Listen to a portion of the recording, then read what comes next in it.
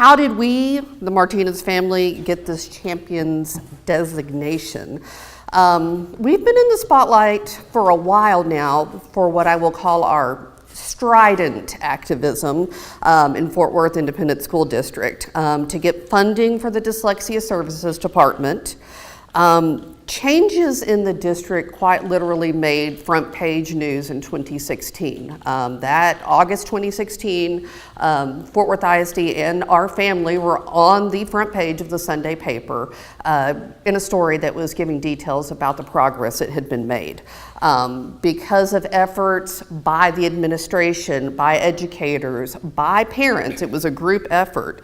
The result was $5 million were allocated in the budget to increase the services offered by the Dyslexia Services Department, to increase the amount of staffing there was, the amount of diagnosticians. It was remarkable. It's absolutely remarkable. It's made a huge difference. And I'm proud to say that Fort Worth is not content with that. We are one of the school districts that recently received a grant from Texas Education Agency, and in the coming weeks and months, they will be establishing some schools within a school that are going to focus on early dyslexia remediation. So, I mean, yay for that. That's outstanding. And again, it was very much a group effort. It's everybody working together to make this kind of stuff happen. And if this were a made-for-TV movie, we could cleanly conclude uplifting musical number, cue that, happily ever after, closing scene, all right, and fade to black. But this is real life, and we have so many challenges ahead of us. I want to stop here and say how grateful I am to each and every one of you that are sitting here. It's a sweltering summer day. There are so many other things that you could be doing, yet you're choosing to be here. And I salute you. Thank you so much for all the good and noble work that you're doing, because there's so very much work ahead of us.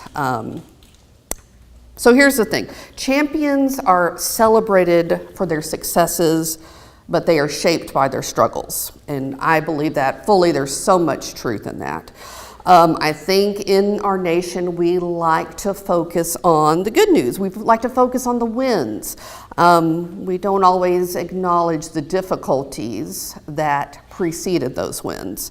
The success stories can be told and then tied up nicely with a bow, and we're off on to another story, the next chapter in the series. But stories like that lack complexity, and I love complexity. You can learn so much more from the challenges that at times they will take you to the breaking point. My husband can tell you about that, okay? He is one of the thousands of kids who slipped through the cracks, okay? He was one of those brilliant kids who could take anything apart, put it back together, who excelled in artwork, so many talents. Reading wasn't one of those, okay? His dyslexia wasn't diagnosed until long after he left elementary school. And he never received proper remediation. All of the skills that he picked up to make it through life were ones that he did on his own, okay? And his story's not unique at all. Because of the hereditary nature of dyslexia, many of the students that you deal with every day, they likely have a parent or parents or guardians who are also dyslexic. And they're probably undiagnosed, kids of the 80s, 90s, 70s, but they're dyslexic nonetheless. They've just created coping skills to get them through day-to-day life. So Will, my husband, ended up marrying his high school sweetheart, who was this bookish nerd, and she loves to run her mouth, and then she went and got a journalism degree, and I don't know whether this was his good fortune or not. You'll have to let him tell you about that. That's how it ended up being. We are an unusual pair. But as fate would have it, we're also particularly well equipped to deal with dyslexia, okay? So when our oldest and soon our youngest daughter were dyslexic, we kind of felt like, all right, we got this, He's got the real world insight. He's one of that typical dyslexic thinker that can see the big picture while I'm mired in all the little details. Works out together. I can wade through the piles of paperwork, and I can decipher the education laws, and I can write some sometimes scathing emails, but you know, they're written in love, okay, always. So I want to point out how unusual this is, very unusual. Many, if not most of the parents and guardians you deal with do not have this kind of tag team backing up their student. That does not mean that they want less for their kids. They are unfortunately just ill-equipped to deal with bureaucracy. We know it grinds us down. It's grinding everyone down. Or perhaps they had a bad experience in school. Perhaps every time they walk into the school to go to another meeting about their own kids, all they're thinking about is what happened to them whenever they were doing the same thing, except they were the little kid in the chair. That's a feat in itself to even walk into the door. I really applaud any parent that just even makes it to the meetings, because I've been there. I have been reduced to tears on many occasions, and it's a hard battle to fight. But this was not the case for my family. We started this journey with firsthand knowledge and know-how, okay? We had so many things in our favor.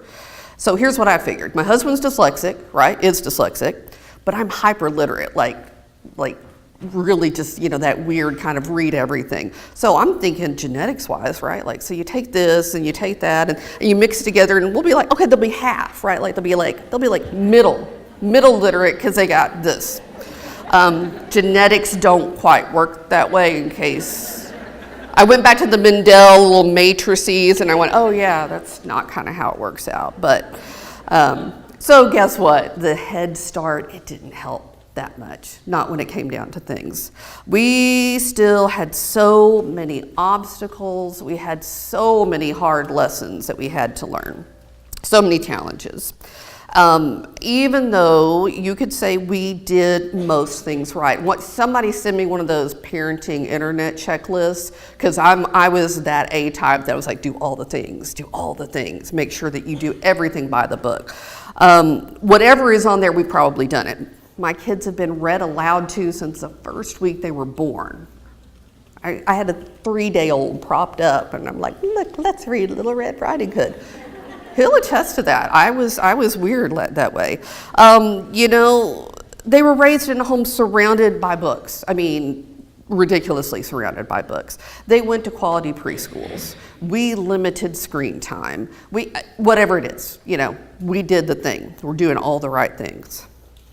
But my oldest kid was in kindergarten, had been in private preschool since 2. I mean, she's had all the advantages you can think of. She's in kindergarten, and we're realizing, you know, she's still struggling with the alphabet, still not getting it. But we didn't immediately push for a dyslexia evaluation, okay, because we're trusting the experts, all right? And in this case, I would like to point out, because y'all are all dyslexia experts. When I say we were trusting the experts, we're trusting the general education classroom teacher, who we learned later really knew nothing about learning disabilities and dyslexia, and that's not uncommon. But anyway, we're trusting them. Give it time. Wait. Let's take her to the audiologist, because she had a bunch of ear infections when she was little, right? Yeah, she did. Okay, so let's get her ear tubes. No, let's not do it once, but let's do it twice, 2 rounds of ear tubes. And you know what?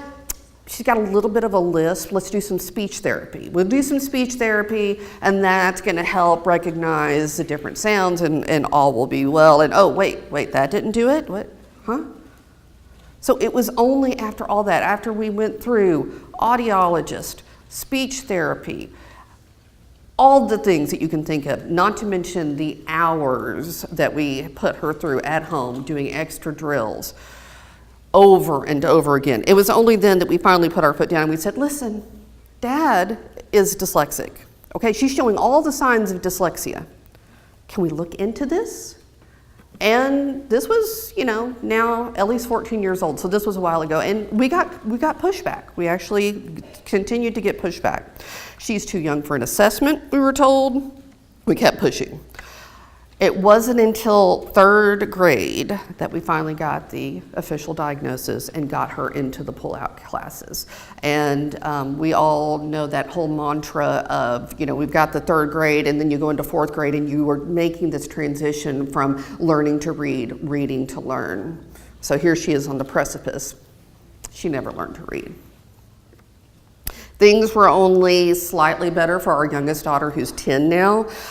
She got her diagnosis in second grade, and that was the result of relentless emails, phone calls, pushing, because we saw the signs extraordinarily early with her.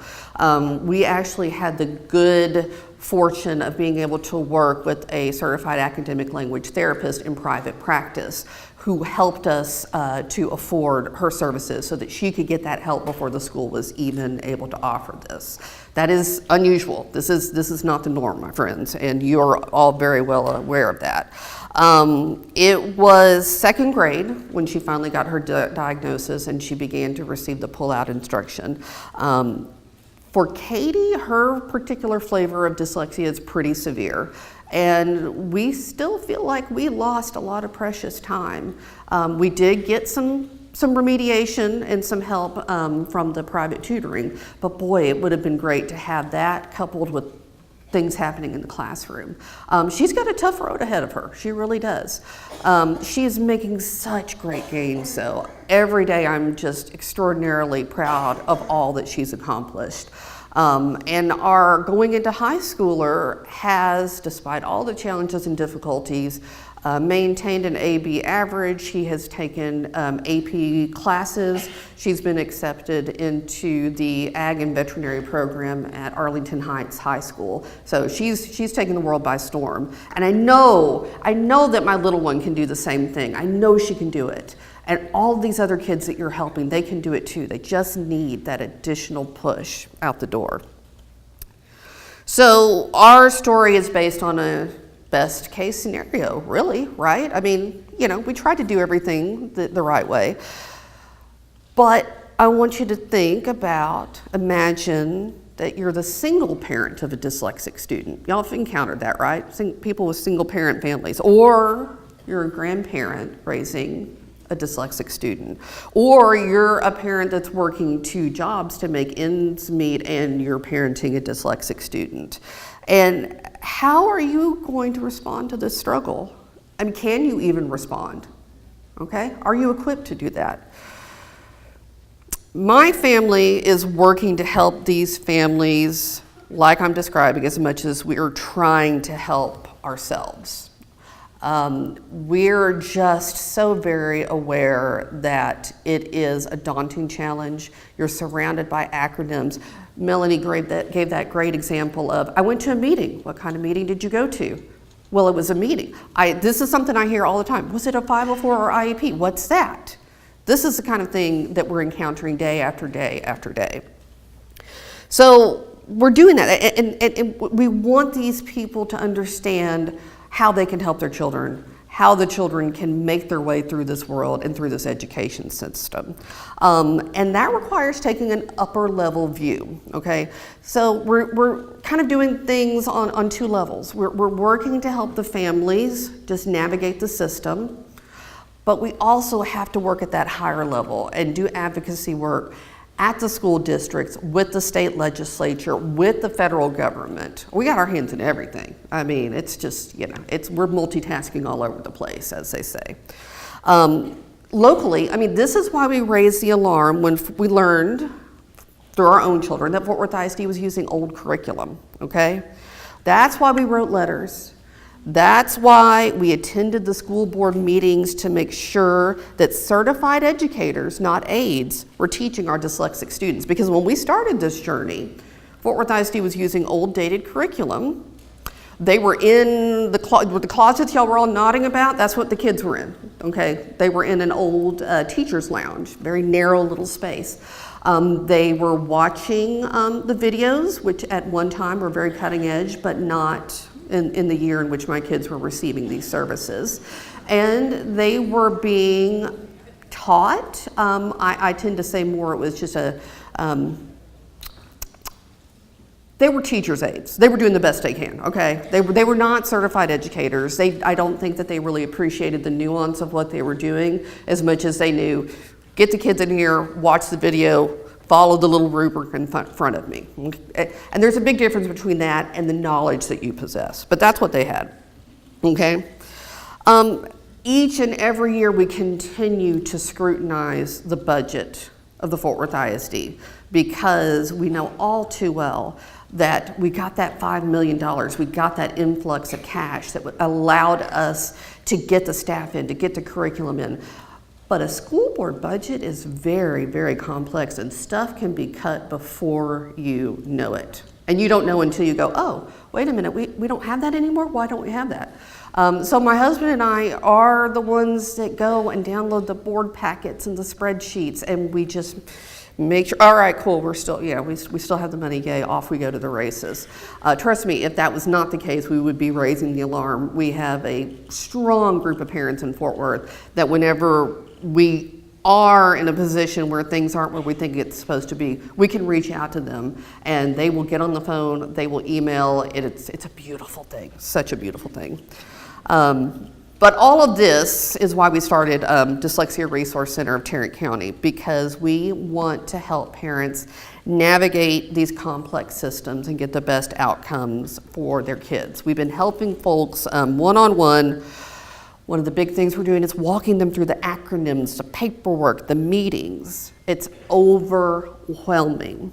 And I am of the opinion that I don't think every parent should have to be the expert on all things 504, IEP, FIE, blah, blah, blah, you know, the acronyms go on. I've had to do that out of necessity, but I don't think everybody should have to do that. I think you should be able to be a soccer mom, and that's cool. You be the soccer mom, and then dyslexia is just a thing in your life.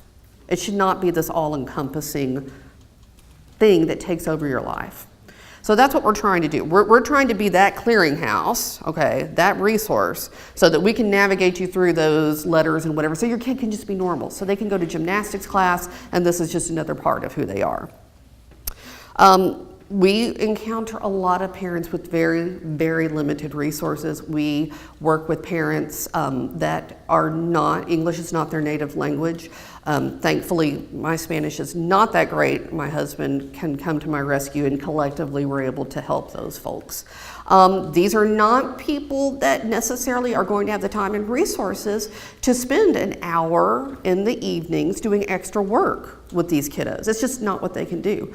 One thing that we preach, and we preach it hard, is audiobooks. I cannot emphasize that enough, to get the kids on the audiobooks, keep them on the audiobooks so they can maintain those levels, so they can be literate, so they know different fun words and vocabulary, and they understand how a story is put together. That is the one thing that I tell the parents, that there's nothing else you can do. These free resources are out here through the Fort Worth Public Library, through Learning Ally, through other sources. You can't do anything else? I get it, because that's real life. But get these kids on the audiobooks. While they're Minecrafting, tell them to turn off that obnoxious noise that Minecraft makes. I'm not joking. My kids know this. You can play your video games, you have a book running in the background. That's how you do it. So we want people to get access to these resources. We want to meet them where they're at. And that's where we stand right now. You know, essentially, we're tired of the same song, different verse. We just want to change the tune entirely when it comes to dyslexia, how we relate to it in an education setting, and how we relate to it in everyday life. Because we're working in the education realm right now, but I firmly believe that the strengths and the talents of dyslexic individuals should be respected in the workplace as well. We need to do things to make sure that this happens, okay?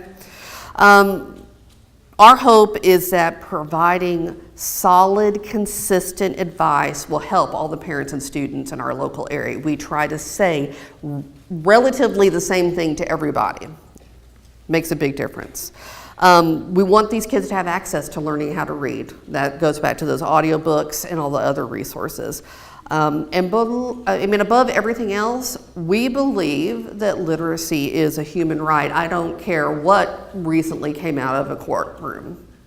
Literacy is a human right, and we stand by that. And we're going to do what we can to ensure that right is upheld in our local community. There's people across the nation doing the same thing in their local communities. And I tell you what, collectively, we're going to be able to make it happen, okay? I want to say thank you for accompanying us on this journey, each and every one of you. Thank you for being here, for learning about dyslexia on, again, this sweltering summer day. Thank goodness for air conditioning. Thank you for supporting the families. You are appreciated, very, very appreciated. So let's go forth together and let's make a difference in this world. Thank you so much. And we just are so proud of the work that you're doing and helping those families. Thank you. So we have a little certificate for you for your being a champion. It says that this is presented to Sarah Martinez in recognition of your dedication to the dyslexia community across the state of Texas. I feel like this is going to be a model that could maybe be replicated. You are truly a champion for Texas students and those that support them, and we appreciate it. Thank you so much. Thank you. A little goodie bag for you. Goodie bag. Thank you so much. Thank you. Appreciate it.